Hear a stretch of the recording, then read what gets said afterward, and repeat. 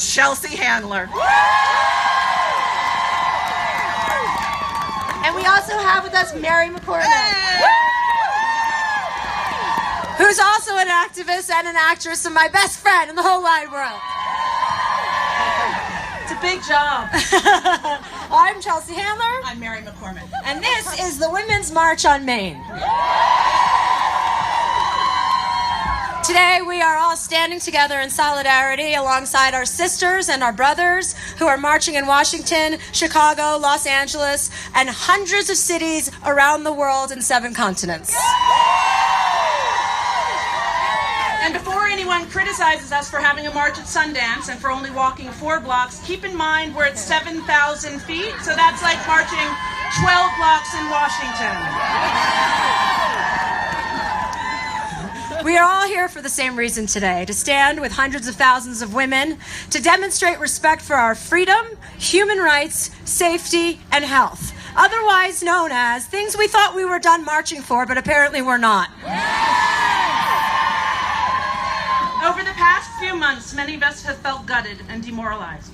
This time last year, it felt like we were on the brink of achieving gender equality. People were talking openly about campus safety for women, the wage gap, sexual harassment. We were all excited that the crescendo of this movement was going to be the election of the first female president. And that didn't happen. So yes, we did experience a huge setback. But the only thing you can do when you have been set back is to step forward and continue to fight and use your voice. And that fight includes standing by an institution that's synonymous with the health and safety of millions of women across the nation, Planned Parenthood.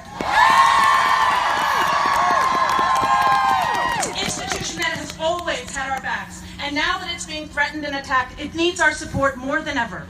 And first, let's start by clearing up the misconceptions about the services that Planned Parenthood provides.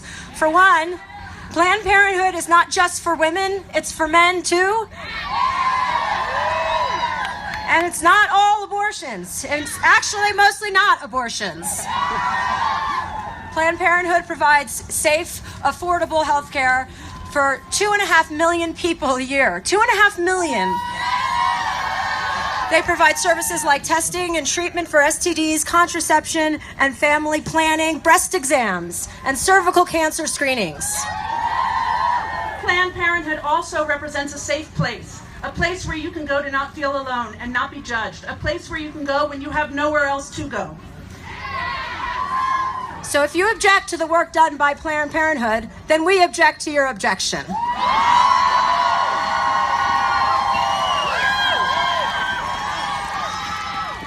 But we implore the objectors, please do your homework. Because if you do, we think you'll realize that allowing Congress to defund this vital institution would be an enormous mistake that will have far-reaching consequences. And speaking of doing your homework, there are a lot of people who are enjoying their benefits under the Affordable Care Act, but are desperate to repeal Obamacare. So just to clarify, they're the same thing. Obamacare is the Affordable Care Act, and the Affordable Care Act happens to be Obamacare. Now that we've cleared that up, back to Planned Parenthood for one more second. Many of us have sought out their services at some point in our lives. But even if you haven't, you have a mother, a daughter, a sister, a friend, a neighbor who has. As women, it is our responsibility to support one another, to ensure this organization is around for the millions who do rely on it. And if there is a silver lining to be found regarding this past election, it's that it opened our eyes to the amount of work that still needs to be done. And, you know, if the election had gone the other way, maybe we would have grown complacent. Maybe we would have thought we did it. We pushed through that glass ceiling. So the groundswell that we needed before that election is happening now. There's something happening, and I feel it.